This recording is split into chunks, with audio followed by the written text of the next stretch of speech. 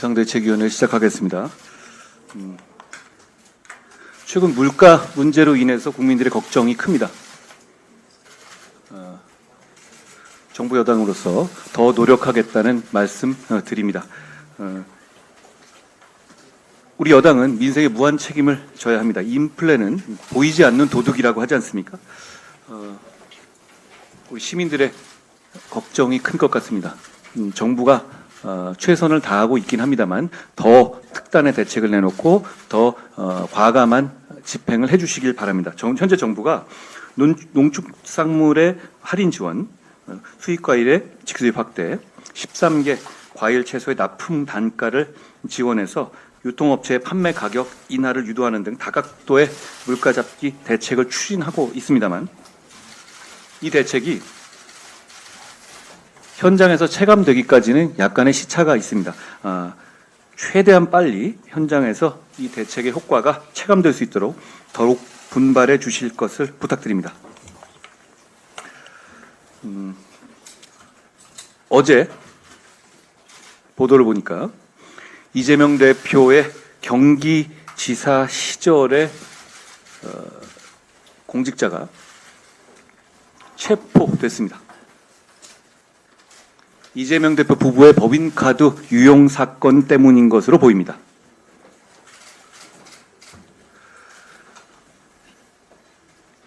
이 얘기는 이재명 대표 부부의 법인카드 세금 유용 사건에 있어서 그런 전직 경기도 직원을 체포할 만한 어떤 혐의의 소명이나 체포의 필요성이 인정됐다는, 그것도 수사기관이 아니라 법관에 의해서 인정됐다는 것을 뜻합니다.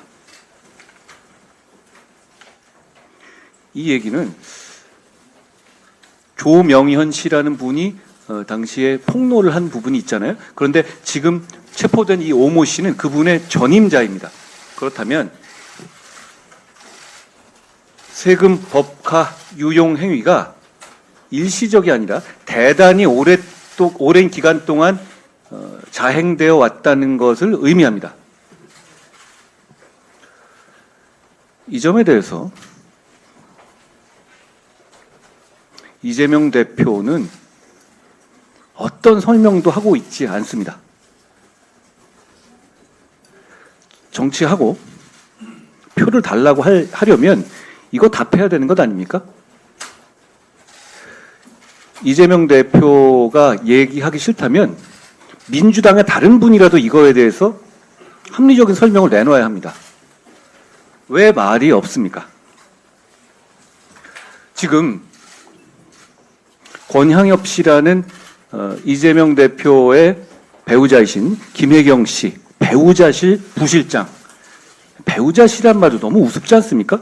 이런 거를 만드는 조직이 도대체 어디 있습니까? 그런데 좋습니다. 그 비서에 대한 공천 문제로 국민들이 대단히 분노하고 계시고 언론의 관심도 뜨겁습니다. 저는 이 문제에 대해서 국민들이 분노하시는 이유가 이재명 대표 부부의 어떤 이 다른 사람과 공직자를 대하는, 자기 몸종이나 수하처럼 대하는 그런 기본 마인드 때문이라고 생각합니다. 맥락이 다 있거든요. 이재명 대표 측에서 권향엽 씨는 비서가 아니다라고 했죠. 그런데 자기들이 비서실 밑에 넣어놓고도 비서가 아니라고 하면 어떻게 합니까? 수행 안 했다고 했는데 수행한 증거가 있는데요. 이재명 대표께 말씀드리고 싶은 것은 과거 자신이 경기도나 성남에서 몸종처럼 부렸던 세금으로 월급 받는 공직자들, 그런 사람들을 비서라고 생각하는 거라면 잘못된 생각입니다. 그건 비서가 아니라 부정부패 범죄이고 인간에 대한 학대입니다. 저는 이재명 대표가 어물쩍 넘어갈 게 아니라 이 문제에 대해서 확실한 입장을 밝혀야 한다고 생각합니다. 국민들께서 이렇게 관심이 많으신데 어제 이거 가지고 저희로 고발했더라고요. 민주당이 자주 쓰는 수법입니다. 자기들이 몰리고 불리한 이슈에서 오히려 고발장 띡 던져놓고 다음 페이지로 넘어가겠다, 이런 건데요.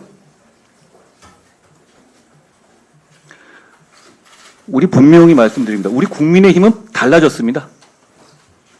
우리는 이런 거 대충 넘어가 주지 않습니다. 이제부터 시작입니다. 그래서 저희가 어제 그런 뻔히 알고도 하는 고발에 대해서 무고죄로 고발을 했습니다. 이게 어떤 맞고발 사태의 문제가 아니라 이런 병폐를 바로잡자는 취지라는 점을 분명히 해둡니다. 또 하나, 이재명 대표께 대한민국의 모든 방송사가 원하고 있는 저와의 1대1 토론에 응하라는 말씀 다시 한번 드립니다. 어제 하루 동안에 10여 개의 트위터, 트윗이나 페북 같은 걸 쓰셨던데요. 아니, 그렇게 할 말 많으시면 저랑 얘기하면 되지 않습니까? 그리고 얘기하신 내용들도 대부분 언론에 대한 투정 같은 거던데요. 기울어졌느니 어쨌느니. 저는 오히려 지금의 선거 관련한 보도가 저희한테 불리하면 불리했지 이재명 대표에게 불리하지 않다고 생각합니다. 왜냐하면 사실 선거 과정에서 언론 보도는 어느 정도의 기계적 균형을 맞출 수가 밖에 없습니다. 규정상 그렇잖아요. 그런데 민주당의 공천과 우리의 공천을 비교해 보면 이게 비교의 대상이 될 정도입니까? 그럼에도 불구하고 어느 정도 균형을 맞춰야 되기 때문에 오히려 우리는 비판받지 않아도 될 만한 내용들까지도 하나하나 분석당하고 있는 것이고, 이재명 대표는 지금 너무 막장 공천이 많아서 뭘 비판해야 될지 모를 정도로 언론에서 그 대상이 많죠. 그렇지만 이것을 어느 정도 기계적 균형을 맞추는 과정에서 오히려 우리한테 불리하면 불리했지 이재명 대표의 민주당에게 불리한 건 전혀 사실이 아니라고 생각합니다. 제가 언론에게 저희를 비판하는 것에 대해 불만을 제기하는 취지는 아닙니다. 또 하나요. 민주당의 음주운전 경력자나 음주운전으로 사고까지 냈던 그리고 그게 벌금 액수들이 몇백만 원이 된다면 그게 제 경험상 그거는 도수가 굉장히 높은 거예요. 그런 분들이 다수 공천되고 있는 것으로 보입니다. 혹시 이재명 대표 본인도 음주운전 전과자잖아요. 민주당에는 혹시 음주운전 가산점 같은 거 있습니까? 그렇게 공천을 운영하면 안 되는 것 아닙니까? 5대 그거에 포함되는 건 아니었어요? 근데 민주당의 기준은 뭔지 저는 물어보고 싶습니다. 정책적인 말씀을 하나 드립니다. 우리 국민의힘은 이번 4월 목련이 피는 총선에서 승리한 다음 바로 국정원의 대공수사권을 회복하는 법률 개정안을 내고 통과시키겠습니다. 저는 그쪽 현업에 있어 봤는데요. 정보, 첩보, 간첩의 문제는 일반 경찰이나 검찰이 감당하기 어렵습니다. 그렇지 않습니까? 경찰의 경험이 많으시. 저도 검사고 경찰이었지만 이게 다른 영역이에요. 첩보와 정보의 영역이지 수사의 영역이 아닌 겁니다. 그렇기 때문에 대부분의 나라에서는 정보기관에서 간첩 잡는 업무를 합니다. 대공 업무를 합니다. 그런데 민주당이 그걸 없애버렸습니다. 이건 경찰이 대체할 수 있는 업무 성격이 아니고 검찰이 대체할 수 있는 업무 성격이 아닙니다. 그렇기 때문에 이 대공수사, 국정원의 대공수사 기능을, 권한이 아닙니다. 기능을, 임무를 복원시켜야 한다는 것이 우리 당의 일관된 생각이었죠. 그런데 그 필요성이 더 커지고 있습니다. 왜냐하면 이재명 대표가 자기가 살기 위해서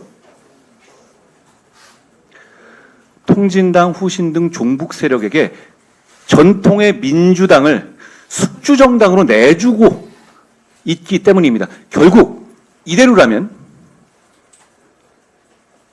통진당의 후신, 간첩 전력자, 그 관련자들이 이번 올해 국회에는 입성하게 됩니다. 이재명 대표의 신원 보증을 받아서 입성하게 되는 것이죠. 그분들이 무슨 일을 하겠습니까? 국회에서. 국회는 자료 요구권이 있습니다.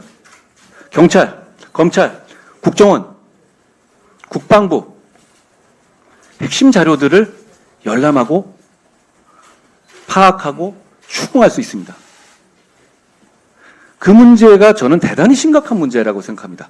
그런데도 불구하고 국정원의 대공 수사권 자체가 없다라고 하셨을 때 훨씬 더, 지금보다도 훨씬 더 심각한 문제가 생길 겁니다. 그 문제를 반드시 막아야 하기 때문에.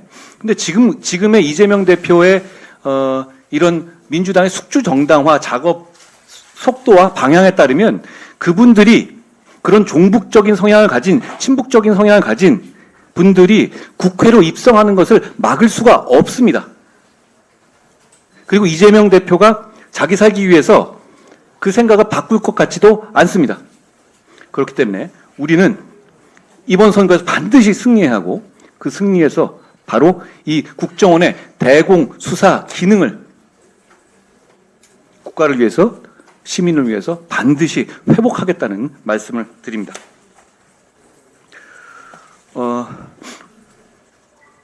우리 당의 많은 분들께 감사의 인사를 제가 당을 이끄는 입장에 드리고 싶습니다. 당을 대표해서 후보로 뛰시는 분들뿐 아니라 아쉽게 그러지는 못하지만 적극적으로 우리 후보를 위해서 뛰시는 분들이 정말 많이 있습니다. 하나하나 제가 열거하기도 힘들 정도입니다. 우리 당에 어떻게 보면 디폴트 갑입니다. 지금. 정말 감사하다는 말씀드리고, 우리는 그리고 그래야만 승리할 수 있는 정당이다라는 말씀을 드립니다. 오늘 오후 제가 방문하는 수원의 경우에도 수원갑의 이찬열 전 의원이 김현준 후보의 총괄선대 위원장직을 맡았습니다. 김연아 전 의원도 김용태 고양정 후보의 선대위원장직을 수락했습니다. 서대문을에 공천을 신청했던 송주범 전 서울시 부시장께서도 박진 후보의 선대위원장으로 함께하고 있습니다. 김성태 전 원내대표는 말할 것도 없습니다. 김포가 박진 후보와 김포을의 홍철호 후보의 선대위원장까지도 맡아주고 계십니다. 저는 이런 우리 당과 우리 당을 지지하시는 분들의 희생과 헌신을 후보님들이 잊지 말아야 한다고 생각합니다. 더 열심히 뛰어야 한다고 생각하고 더 열심히 뛰어주실 것을 요청드립니다. 저도 이런 분들의 마음을 잊지 않고 우리 모두 더 열심히 하겠다는 말씀을 드립니다. 더불어민주당 이재명 대표와 조국혁신당 조국 대표가 손을 맞잡았습니다. 민주당의 도덕성에 종말을 고한 사건이 불과 몇 년 전의 조국 사태였습니다. 수많은 청년들과 국민들이 조국 대표와 그를 옹호한 민주당을 향해 분노와 실망을 감추지 않았습니다. 조국의 강은 민주당이 국민의 신뢰를 회복하기 위해 꼭 청산하고 넘어가야 할 대상으로 언급되기도 했습니다. 하지만 이번에 두 대표가 만나 손을 맞잡은 것은 단순한 선거 연대를 넘어 방탄동맹입니다. 한 사람에 대한 방탄만으로도 21대 국회가 몸살을 앓았는데 이들 동맹이 성공하면 22대 국회는 4년 내내 방탄국회가 되어 제 기능을 하지 못할 것이 자명합니다. 이는 입법부의 부끄러움이자 법치주의에 대한 우롱입니다. 두 사람이 만난 자리에서 조국 대표는 민주당이 의지는 있어도 조심해야 하는 캠페인을 담대히 전개하겠다고 말했습니다. 조국혁신당은 극단적인 표와 정치적 검도를 넘나드는 캠페인으로 강성 지지층을 노릴 테니 민주당은 합리적인 모습으로 중도층을 노리라는 말로 들립니다. 이 정도면 조국혁신당을 민주당의 제2위성정당이라고 표현해도 과언이 아닐 것입니다. 민주당의 제1위성정당, 제2위성정당으로 인해 이번 총선은 그 어느 때보다 혼탁할 것이 우려됩니다. 지난 5일 진보당은 국보법 위반 혐의로 수배가 되거나 통합진보당 및 경기동부연합과 직간접적으로 관련된 인물들을 더불어민주연합의 비례대표 당선 안정권에 배치했습니다. 자녀 입시 비리로 1심, 2심 유죄를 받고 대법원 판결을 기다리고 있는 조국 대표는 음주운전과 무면허 운전으로 정의당 비례대표 후보에서 사퇴했던 인물을 국회에 함께 입성할 동지로 영입한 바 있습니다. 이처럼 도덕성이 결여된 인물들과 반국가적 성향을 가진 인물들이 국회에 입성하게 된다면 우리 헌정사에 흑역사로 남을 것이 물론이고 가뜩이나 어렵고 힘든 여건에 놓인 우리 대한민국이 더욱 혼란에 빠질 수밖에 없습니다. 민주당과 야권의 잘못된 선거 야합을 국민들께서 총선 때 반드시 심판해 주시길 부탁드립니다. 이번 주부터 전국 초등학교에서 늘봄 학교가 시행되고 있습니다. 그동안 방과 후 돌봄 공백이 큰 걱정거리였던 학부모들께서 새 제도에 큰 기대를 걸고 계십니다. 초등학교 입학생을 자녀로 둔 학부모들 중에는 늘봄 학교에 자녀를 보내기 위해 학교 배정을 바꿔달라고 요청한 사례도 있을 정도입니다. 계획을 앞당겨 시행한 만큼 현장의 부담이 만만치 않다는 점도 잘 알고 있습니다. 그런데 부산과 전남은 관내 초등학교가 늘봄 학교에 100% 참여했습니다. 부산시 교육청은 시청과 16개 기초자치단체, 부산권 22개 대학이 모두 함께 인력, 공간, 프로그램 확보에 노력한 결과라고 밝혔습니다.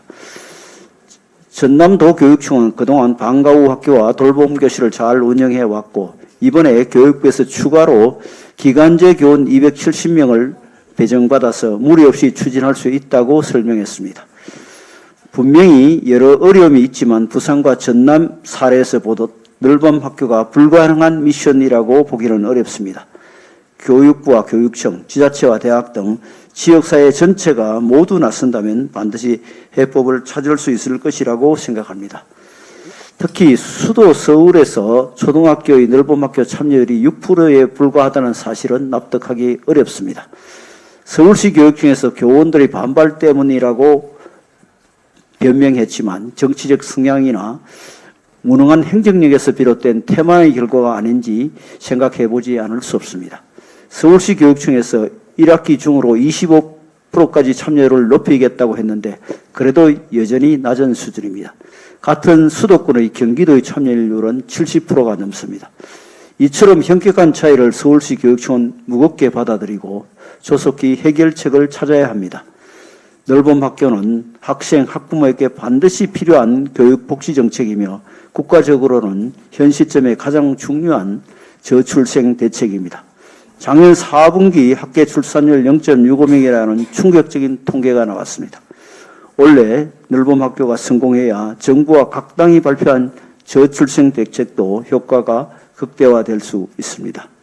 늘봄 학교 참여율이 저조한 지역의 교육청은 더욱 주도적인 노력을 기울여 학부모들의 기대를 저버리지 않도록 해주시기 바랍니다.